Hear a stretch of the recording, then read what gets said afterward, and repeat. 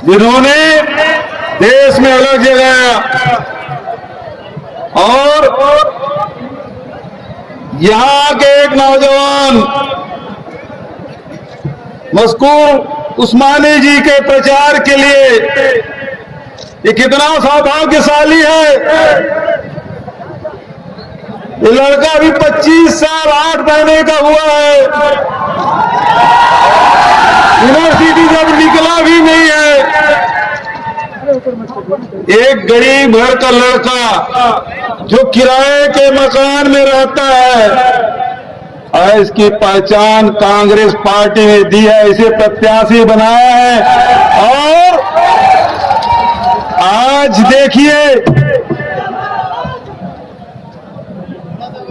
इसके प्रचार के लिए पंजाब के धरती से वहां के वित्त मंत्री बादल जी आए हैं, उत्तर प्रदेश की धरती से मशहूर शायर आए हुए हैं और मैं छत्तीसगढ़ से आया हूं। छत्तीसगढ़ की वो धरती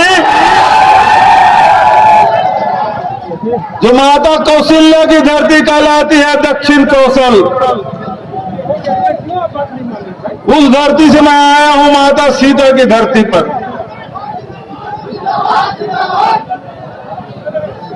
आदरणीय साथियों, ये चुनावी सभा है। अभी लगातार सारे दल के लोग आ रहे हैं। प्रधानमंत्री जी भी आए थे।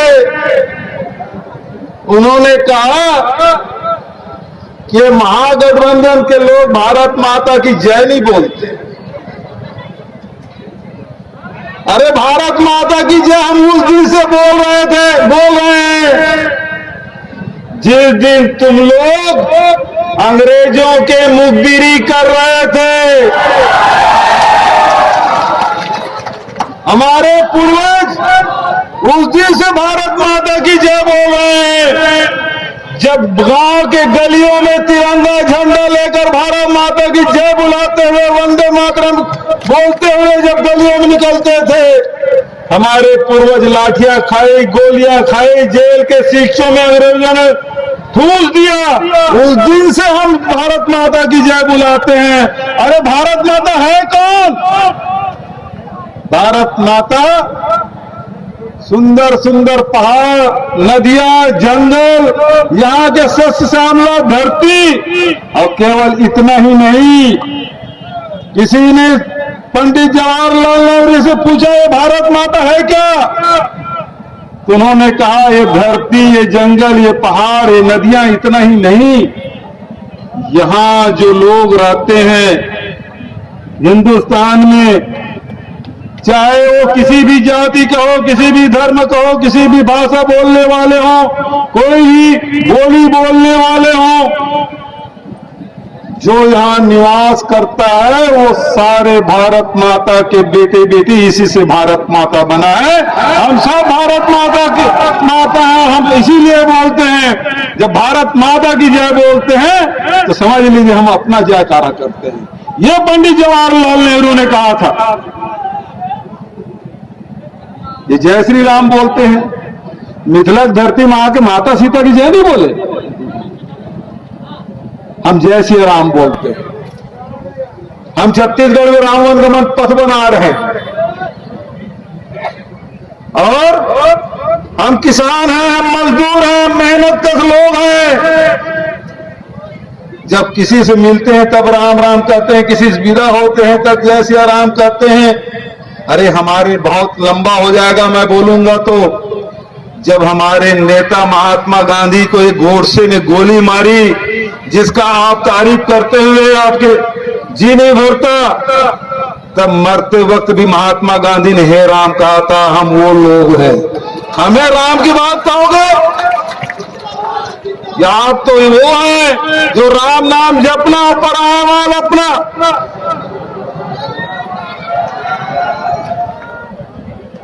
आदरणीय साथियों, ये कहते हैं कि 10 लाख नौकरी कहां से देंगे?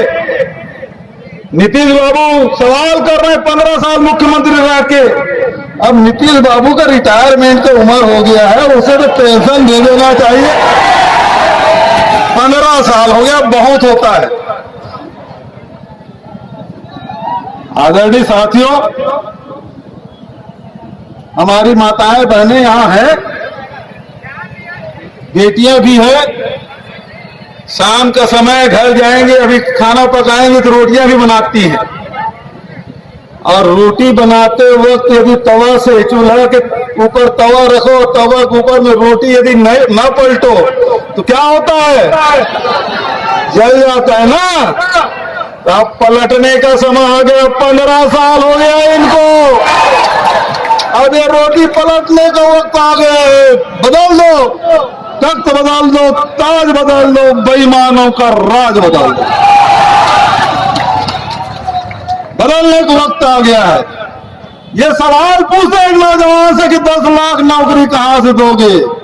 यही सवाल 2018 में छत्तीसगढ़ की धरती में जब हमारे नेता राहुल जी गए थे, उन्होंने कहा था, छत्तीसगढ़ के किसानों को विश्वास दिलाया। उन्होंने कहा कि हमारी कांग्रेस की सरकार बनेगी तो किसानों का कर्ज माफ होगा।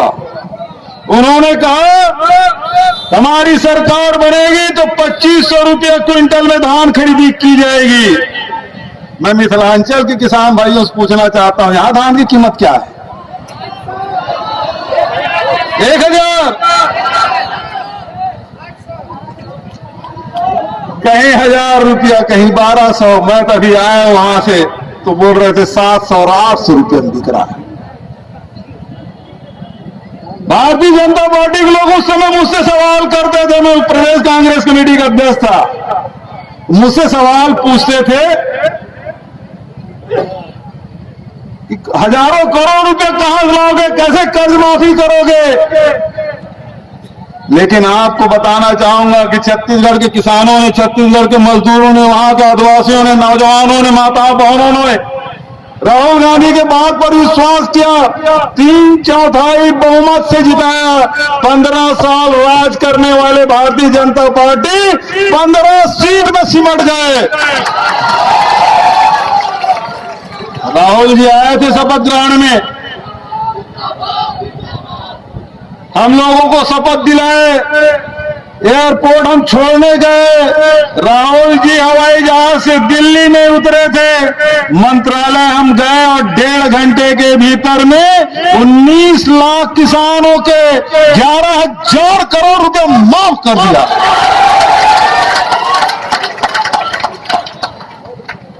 अभी सत्तार भाई आए हैं हमारे छत्तीसगढ़ भिलाई के रहने वाले, वो यही आपके यहां है। ये मेरे घर के पास ही रहते, इनका घर है। इनसे पूछ लो वहां 2500 रुपए क्विंटल में धान खरीदा जाता है कि नहीं जाता है? आपके बहुत से मिथिलांचल के बहुत लोग रहते हैं हमारे छत्तीसगढ़ में, और यही कारण है कि यहाँ बिहार के लोग हमारे छत्तीसगढ़ में बहुत रहते हैं। अभी दीपावली के बाद छठ पूजा होगी आपके यहाँ, छठ मैया की पूजा होगी। इनके छठी की दूध की याद दिलाना है इन लोगों को।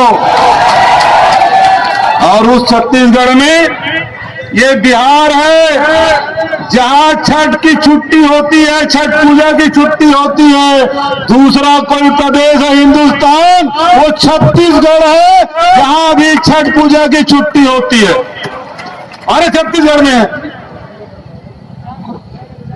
हमारा तो सम्मान है, लेकिन बिहार वासियों भी हम सम्मान करते हैं। हमारे छत्तीसगढ़ में छठ पूजा की छुट्टी होती है, घाट भी बनाते हैं, हम लोग भी जाते हैं छठ मैया की पूजा करने। ये लोग तेजस्वी से पूछ रहे हैं कि 10 लाख नौकरी कहां से दोगे? मैं भारतीय जनता पार्टी और ठग बंधन कहता हूं इनको। क्यों? कि उन्होंने चिराग को ठग दिया। अब तो भारतीय जनता पार्टी वाले नीतीश बाबू की पोस्टर से फोटो गायब हो गया, उसको भी ठगने वाले, इसलिए ठग बंधन है। और इसलिए मैं कहता हूं, अरे जब छत्तीसगढ़ में हमारे नेता ने कहा कि ऋण माफी होगी, छत्तीसगढ़ में हमारे नेता कहा 2500 रुपये क्विंटल में धान खरीदा जाएगा, जब छत्तीसगढ़ में ऋण माफी हो सकता है, छत्तीसगढ़ में 2500 रुपये क्विंटल में धान खरीदी किया जा सकता है, तो बिहार में 10 लाख लोगों को नौकरी के लिए दिया जा सकता है। प्रधानमंत्री जी कहते हैं ये डबल इंजन की सरकार है। अब ट्रेन में एक इंजन इधर लगा दो, एक इंजन उधर चले कि ट्रेन कैसे चलेगी? चिराग बाबू अलग निकल गए। लेकिन दोस्तों, ये जो इंजन है ना, अब पुराना हो गया है। घर में साइकिल पुरानी रहती तो क्या करते हैं? बदल देते हैं ना। मोटरसाइकिल पुरानी हो तो बदल देते हैं ना। ट्रैक्टर घर में हो पुराना हो जाए तो बदल देते हैं ना। तो बिहार के लोगों में कहना चाहता हूं, ये इंजन पुराना हो गया है, अब लोड नहीं ले सकता, इसको बदल दो। अब बदलने का वक्त आ गया साहब। नया जमाना है। तेजस्वी नौजवान है और उसका साथी भी नौजवान होना चाहिए। साहब से केवल इतना ही। अब प्रताप गढ़ी जी आए हैं, मनप्रीत बादल जी आए हैं, उनको आपको सुनना है। तो चूंकि मुझे और दूसरे जगह जाना है, समय हो गया है, हेलीकॉप्टर उधर खड़ी, बस पलट के देख ले रहा हूं, उधर जाना मत, है ना। और इन लोगों को सुनना है। तो एक बार जोरदार, महागठबंधन को जिताएंगे कि नहीं जिताएंगे? प्रथम चरण के चुनाव हो गए, द्वितीय चरण के चुनाव हो चुके हैं, दोनों में महागठबंधन एक तरफा जीत रहा है। और तीसरे चरण में आप सबका आशीर्वाद ये मस्को उस्मानी जी को मिलना चाहिए। दोनों हाथ उठा के ताली बजा के इनको आशीर्वाद दीजिए। बहुत बहुत धन्यवाद। जय हिंद, जय मिथिलांचल, जय बिहार, जय छत्तीसगढ़। नेशनल दस्तक की आपसे गुजारिश है कि अगर इसको बचाना चाहते हैं तो नेशनल दस्तक को सब्सक्राइब करने के लिए रेड कलर के सब्सक्राइब बटन को दबाएं, फिर बेल आइकन की घंटी दबाएं। नेशनल दस्तक को बचाने के लिए बहुत जरूरी है कि हर खबर को शेयर करें, लाइक करें, कमेंट जरूर करें।